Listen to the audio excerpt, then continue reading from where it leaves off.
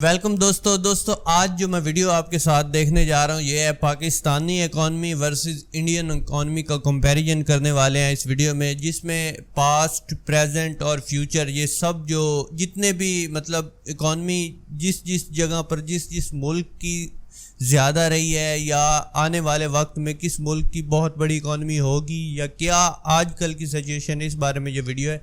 सबसे पहले please channel को सब्सक्राइब कर दें, बेल आइकन को दबाना मत भूलें और पूरी वीडियो मेरे साथ देखिएगा, क्योंकि पता चलेगा कि पाकिस्तान आने वाले वक्तों में इंडिया से कितना आगे या पीछे होगा या इंडिया कितना जीडीपी में दुनिया के साथ टक्कर ले रहा होगा। पूरी वीडियो लेट्स स्टार्ट।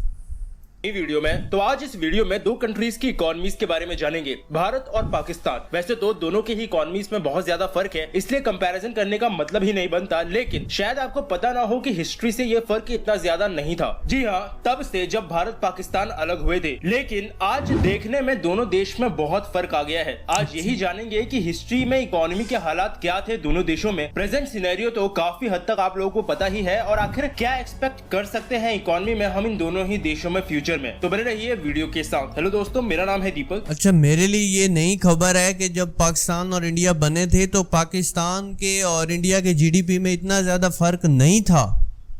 मतलब इंडिया इतना बड़ा मुल्क है और पाकिस्तान का जीडीपी इंडिया को टक्कर देता था यार उस वक्त।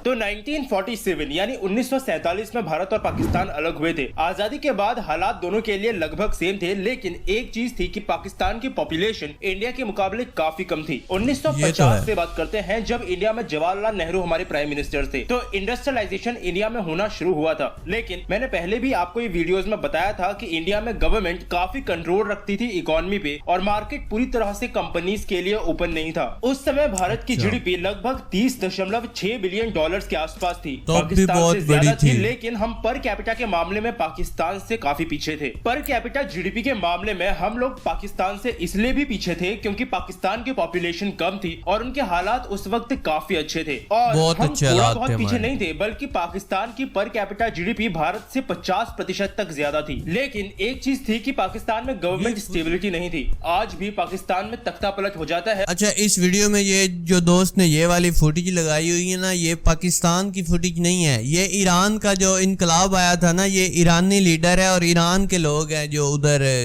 जुलूस निकाल रहे हैं। ये पाकिस्तान की फुटेज नहीं है जो ये दिखा रहा है, और आर्मी कंट्रोल ले लेती है, जिस वजह से उस समय भी पॉलिटिकल स्टेबिलिटी नहीं होने के कारण 1960s के समय पर कैपिटा का डिफरेंस 50% से घटकर सिर्फ 14% के आसपास ही रह गया। लेकिन चीजें यही नहीं रुकी, पूरी मूवी चलना अभी बाकी थी, जिसका सिर्फ ये ट्रेलर था, और इस ट्रेलर ने मूवी के बारे में नहीं बताया बल्कि कई इकोनॉमिक जाइंट्स को भी गलत साबित कर दिया। क्योंकि अगर आप में से कोई ऐसा है जिसने 1950-60 के बीच का पाकिस्तान और भारत देखा हो, तो आपने भी उस समय पाकिस्तान को एशिया का फ्यूचर इकोनॉमिक जाइंट मान लिया होगा, जो लगभग सभी ने मान लिया था। लेकिन अच्छा, हमने भी माना इसलिए था, जो हमारे बड़े बताते हैं ना कि 1960 और 65 की दिहाई में पाकिस्तान दुनिया के टॉप ममालिक में आने वाला था जीडीपी के लिहाज से, कि इधर इंडस्ट्री भी बहुत ज़्यादा थी और इसके अलावा हमारी जो कंपनीज थी ना, मतलब PIA पाकिस्तानी एयरलाइन, इसको पूरी दुनिया में नंबर 1 एयरलाइन का खिताब भी मिला था।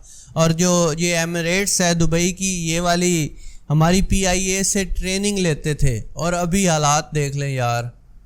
आज मौजूदा हालात दोनों ही देशों के सबके सामने हैं। तो आखिर पाकिस्तान के साथ हुआ क्या? 1960 के बाद असल में भारत के हालात और बुरे हुए थे। इंदिरा गांधी का ये समय था जब गवर्नमेंट कंट्रोल इकोनॉमी पर बहुत ज्यादा बढ़ गया था, काफी चीजों का नेशनलाइजेशन होने लगा था, जिस वजह से उस पीरियड में इंडिया की पर कैपिटा इकोनॉमी नेगेटिव में चली गई थी। और ये वही समय था जब पाकिस्तान में मिलिट्री का कंट्रोल आया था। ये अयूब खान का कंट्रोल था, लेकिन इकोनॉमी के लिए अच्छा साबित हुआ। जहाँ इंडिया की पर कैपिटा इकोनॉमी श्रिंक कर गई, वहीं पाकिस्तान में रैपिड इंडस्ट्रियलाइजेशन हो गया, जिस कारण 1980 तक पाकिस्तान की पर कैपिटा जीडीपी भारत से दोगुनी हो गई। 1971 के युद्ध का भी फर्क पड़ा पाकिस्तान और भारत की इकोनॉमी में, लेकिन पाकिस्तान ने अगले कुछ ही सालों में बहुत जल्दी रिवाइव कर लिया। लेकिन पाकिस्तान के लिए इस मूवी में खुशी का सीन बस से यहीं तक था, क्योंकि इसके बाद जहां इंडिया ने ग्रो करना शुरू किया तो पाकिस्तान की शुरू हो गई सैड स्टोरी। 1980 के दशक के बाद भारत में धीरे धीरे राजीव गांधी की सरकार ने लिबरलाइजेशन पॉलिसीज अपनानी शुरू की। यहाँ पर भी पूरी तरह से हमने ये काम नहीं किया था। ये पूरी तरह से इम्प्लीमेंटेशन 90s के टाइम से ही शुरू हुआ,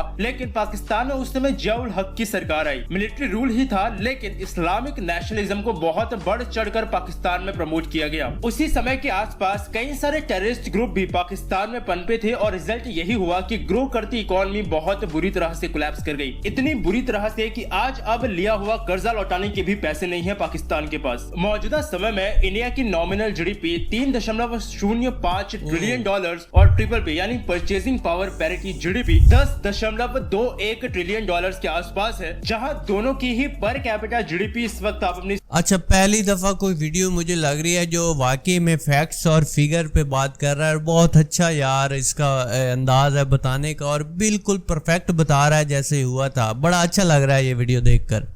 स्क्रीन पर देख सकते हैं, जबकि पाकिस्तान की नॉमिनल जीडीपी 2021 में 280 बिलियन डॉलर्स के आसपास हो सकती है। खैर, नॉमिनल कम भी हो चलेगा क्योंकि पॉपुलेशन कम है, लेकिन नॉमिनल जीडीपी तब कम होना नहीं चलेगा जब पर कैपिटा भी नॉमिनल के साथ साथ काफी ज्यादा गिर जाए। आज पाकिस्तान की पर कैपिटा जीडीपी दुनिया के भी कई सारे छोटे देशों से बहुत कम है। तो असल में रीजन क्या रहे इस बीच? रीजन 2-3 है। सबसे पहला टेररिज्म जो पाकिस्तान में हुआ वो नहीं, टेररिज्म जो पाकिस्तान ने फैलाया है। आज के समय में पाकिस्तान में गवर्नमेंट का रेवेन्यू बढ़ रहा है, लोग टैक्स भी ज्यादा दे रहे हैं, फिर भी हर साल इमरान। अच्छा, मैं पाकिस्तानी हूँ, कुछ बातों से मैं एग्री नहीं कर सकता क्योंकि आप तो मीडिया पे देखते हैं ना टेररिज्म फैलाया वगैरह, ऐसा कुछ भी नहीं है। हमारे ऊपर टेररिज्म मुसल्लत किया गया था जिसके हम लोग शिकार हुए थे, लेकिन आपको पता है इंडिया के साथ पाकिस्तान की बनती नहीं थी, तो फिर वो किस तरह किसी मुल्क को एक दूसरे की बात को सपोर्ट या हकीकत बयान कर सकते हैं। पाकिस्तान इंडिया की कैसे अच्छी चीज़ें बता सकता था और इंडिया पाकिस्तान की कैसे।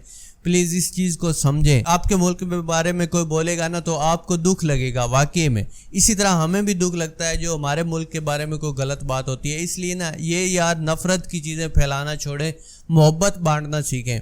बाकी सब ठीक बता रहा है। ये टेररिज्म की जो बात है ना, ये हम पर मुसल्लत की गई थी, हम इसके शिकार हैं। 70,000 जानें पाकिस्तानियों ने दी हैं इसकी वजह से। प्लीज़ इस बात को भी कभी सोचा करें, समझा करें प्लीज़। कहीं ना कहीं पहुंच जाते हैं कर्ज लेने, और अब तो शायद साल भर का भी वेट नहीं कर रहे हैं पाकिस्तान के प्रधानमंत्री। पाकिस्तान ने हिस्ट्री से ही टेररिज्म पे बहुत ज्यादा पैसा लगाया है और इसी वजह से आज पाकिस्तान FATF के भी ग्रे लिस्ट में है, मनी लॉन्ड्रिंग और टेररिज्म के कारण, जिस वजह से बिलियंस ऑफ डॉलर्स का नुकसान हुआ है पाकिस्तान की इकोनॉमी को FATF और इस टेररिज्म की फंडिंग से। और अब मेरे से ये मत पूछेगा कि इसका प्रूफ क्या है, क्योंकि अगर इमरान खान अपनी पार्लियामेंट में खड़े होकर ओसामा बिन लादेन को शहीद कह सकते हैं तो इससे बड़ा कोई प्रूफ नहीं चाहिए। बाकी अगर और भी कोई प्रूफ चाहिए है तो आप पाकिस्तान होकर आ सकते हैं, ये सुतली बॉम्ब भी वहीं कहीं घूमता हुआ मिलेगा। दूसरा कारण कहा जा सकता है अपने रिलेशंस कुछ स्पेसिफिक कंट्रीज के साथ। आज पाकिस्तान के हालात ये है कि अगर पाकिस्तान के पास 2 रुपए हो और उसे एक टॉफी खरीदनी हो जिसका प्राइस 1 रुपया है और इंडिया उसे वो टॉफी 1 रुपए में दे और चीन 5 रुपए में, तो पाकिस्तान खुशी खुशी चीन से ले लेगा, भले ही उसके लिए उसे 3 रुपए का कर्जा क्यों ना लेना पड़े। पाकिस्तान के अंदर जो प्रोजेक्ट्स चल भी रहे हैं वो टर्की, चीन या गिनी चुनी मलेशिया या रशियन कंपनीज के ही होते हैं। हाँ, इसका मतलब ये नहीं है कि उन्होंने अपनी मार्केट बंद कर दी है सबके लिए, लेकिन एक कंट्री के रिस्ट्रिक्टेड मोड में चलने और खुलकर अपनी मार्केट का एक्सेस देने में फर्क होता है। ये जो सुजुकी ऑल्टो की पिक्चर मैं आपको दिखा रहा हूँ, इसका प्राइस पाकिस्तान में 10 लाख से ज्यादा है। जी हाँ, मैं मजाक नहीं कर रहा। कारण यही है कि सिर्फ 3 से 4 कंपनीज 15-16 लाख रुपए या फिर असेंबल करती हैं, और इसका सीधा सा कारण ये है कि पाकिस्तान ने खुद को 3 से 4 से 5 कंट्रीज तक ही रिस्ट्रिक्ट करके रखा हुआ है। खैर, इंडिया से तो वो रिलेशंस चाहेंगे नहीं क्योंकि वो सुपर पावर है, लेकिन आज के समय में अगर एक बस सर्विस भी पाकिस्तान में शुरू करनी है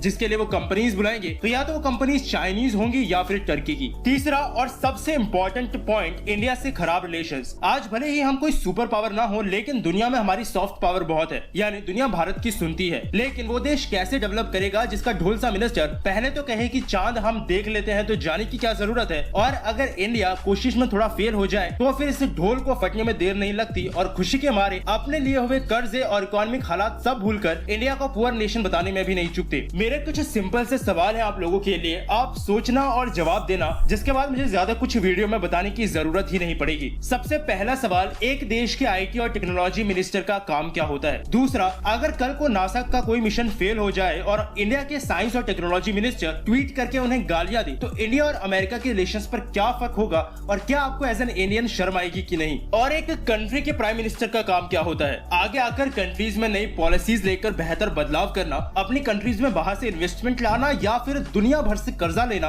और फिर ट्विटर पर बैठकर दूसरे देश के प्राइम मिनिस्टर को डायरेक्टली टारगेट करना। कोई भी चीज हेट की वजह से नहीं बोल रहा हूँ, ये सच्चाई है। पाकिस्तान के लोगों और गवर्नमेंट को सबसे पहले 3 काम करने हैं। सबसे पहले पाकिस्तान के प्राइम मिनिस्टर को पीएम का काम करना है। पाकिस्तान के लिए उन्हें चुना गया है 4 साल के बच्चे की तरह रोते हुए किसी दूसरे देश के प्राइम मिनिस्टर को टारगेट करने के लिए नहीं। दूसरा, हर एक मिनिस्टर को अपना काम करना है जो उन्हें दिया गया है कि कौन सी ऐसी पॉलिसीज हैं जो खुद से डेवलप करके लेकर के आए कि वो डायरेक्ट फायदा पहुंचाए पाकिस्तान को और उनके लोगों को। और तीसरा और सबसे इंपॉर्टेंट कि इस ढोल का वजन कम कराओ, नहीं तो ये कभी भी फट जाएगा।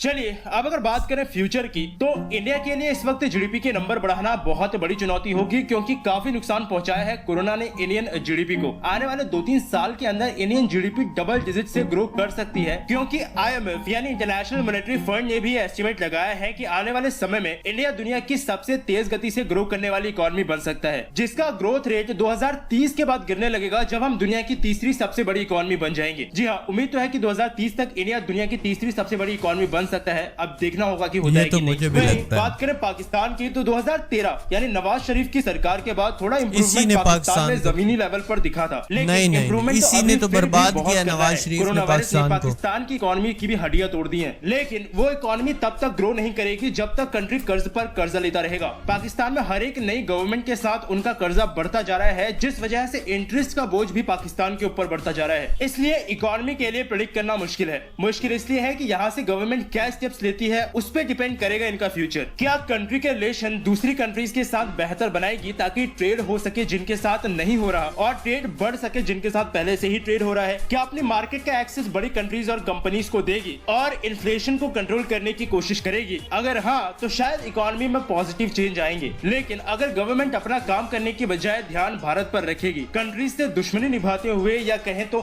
कोरोना वायरस से अपनी दोस्ती निभाते हुए जबरदस्ती कंट्री के लिए वो फैसले लेगी जहाँ पर उन्हें एक टॉफी के 1 रुपए की जगह 5 रुपए देने पड़ रहे हैं, तो बहुत जल्दी पाकिस्तान की इकोनॉमी और उनका डेब्ट बराबर होगा। बाकी जहां तक बात है सीपैक की, तो वो पूरा होना है 2030 तक। अभी तक तो ऐसा कोई खास रिफॉर्म सीपैक की वजह से देखने को नहीं मिला है। हाँ, ग्वादर पोर्ट लीज पर जरूर है कुछ मोटरवेज और एयरपोर्ट के साथ। बाकी तो 2030 के बाद ही पता चलेगा अगर काम प्रॉपर तरीके से खत्म हुआ तो, क्योंकि आज अब पाकिस्तानी गवर्नमेंट के पास पैसे नहीं रह गए हैं सीपैक के लोन को चाइना को वापस चुकाने के लिए। बाकी मैंने ये वीडियो किसी को हेट करने के लिए नहीं बनाया है। मुझे किसी कंट्री के नॉर्मल लोगों से कोई प्रॉब्लम नहीं है। कुछ मिनिस्टर और एक सुतली बॉम्ब से थी जिनको मैंने पहले ही पेल दिया है वीडियो में। बाकी अगर आप मेरी बातों और सजेशन से सहमत हैं तो नीचे कमेंट कर। अच्छा, कुछ बातें ना इसने बिल्कुल परफेक्ट कही हैं जिनको मैं मानता हूँ। कुछ बातें इसने अपने मुल्क को मद्देनजर रखते हुए कही क्योंकि वो एक इंडियन है और उसने बोलनी थी। इसलिए मैं नहीं बोल रहा कि मैं एक पाकिस्तानी हूँ और मैं हकीकत सुनना पसंद नहीं करता। नहीं, वाकई में हम इधर रहते हैं, हम भी मीडिया की बातें सुनते हैं सब कुछ। तो मुझे वाकई में कुछ बातों का बड़ा अफसोस हुआ है कि भाई ने ना फैक्ट्स और फिगर के अलावा कुछ बातें की हैं। मतलब ये टेररिज्म के लिए कौन बंदा है जो अपने लोगों को मारना पसंद करता है? नहीं यार, ऐसा कुछ भी नहीं है। एक तबका होता है जिसको हम इधर तालिबान बोलते हैं। ये जो लोग हैं इनमें भी फ़र्क होता है। इसमें वो जो थे ना, उसकी वजूहत आप सबको पता है कि वो किस तरह टेररिस्ट पाकिस्तान में करते थे और पाकिस्तानी लोगों को मारते थे। उनका ताल्लुक पाकिस्तानी लोगों के साथ नहीं था, वो बाहर से लाए गए थे, बाहर के लोग थे, जिनमें कुछ अफगानी भी थे, जिनमें कुछ पाकिस्तानी भी थे। मगर इसके शिकार हम खुद सबसे ज़्यादा हैं, पाकिस्तानी। इसके अलावा इकॉनमी की बात की है, बिल्कुल उसने परफेक्ट बोला है कि हमारी जो इकॉनमी है ना बहुत नीचे जा चुकी है, जिसकी वजह मैं खुद समझता हूँ। और आप इधर पाकिस्तानी खबरें भी पढ़ें तो नवाज शरीफ था जिसने मतलब कि 100 रुपया कर्जा लिया है ना अगर बाहर से, तो 50 रुपया अपनी जेब में डाला था और 25 रुपए जो थे ना वो मुल्क पे लगाता था और 25 रुपए अपने वजीरों को खिला देता था। और जब अगली हुकूमत आती थी तो वो कर्जा उसको चुकाना पड़ता था।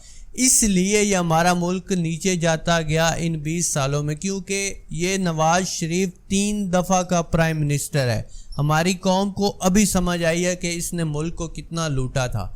और इसके अलावा अब इमरान खान आया, हमारे हालात काफ़ी बेहतर हो चुके हैं, बहुत ज़्यादा बेहतर हो चुके हैं। इकॉनमी के लिहाज से भी हमारा कर्जा कम हो रहा है। अभी इस वक्त की सिचुएशन बता रहा हूँ। और इंडिया के बारे में तो मैं जानता था कि इंडिया बहुत आगे जा चुका है इकॉनमी के लिहाज से, बिज़नेस के लिहाज से बहुत ज़्यादा। इंडिया के जीडीपी हम सबको पता है 2030 तक कहाँ खड़ा होगा और इंडिया कितनी ज़्यादा तरक्की कर चुका होगा। वीडियो उसने ओवरऑल अगर देखा जाए ना तो 80% अच्छी बनाई है, 20% कुछ चीज़ें थी जिन पे मैं एग्री नहीं करता ज़ाती तौर पर। और दूसरा फवाद चौधरी की जो बात कर रहा था ना, वो हमारा मिनिस्टर साइंस एंड टेक्नोलॉजी का, बिल्कुल उसने गलत वो ट्वीट किया था, क्योंकि मिशन पास भी होते हैं फेल भी होते रहते हैं। इसका ये मतलब नहीं कि किसी का मिशन फेल हो तो उसको लताड़ दे, नहीं। सबसे बड़ी बात है कोई कोशिश तो कर रहा है ना उसको कामयाबी की तरफ ले जाने की, हम तो वो भी नहीं कर रहे। इन बातों का हमें सबको ख्याल रखना चाहिए। और वीडियो ज़बरदस्त थी, बिल्कुल परफेक्ट थी। अगर आपको अच्छी लगी है तो प्लीज़ वीडियो को लाइक और शेयर ज़रूर करें, चैनल को सब्सक्राइब करें, अपना ख्याल रखें। Bye bye.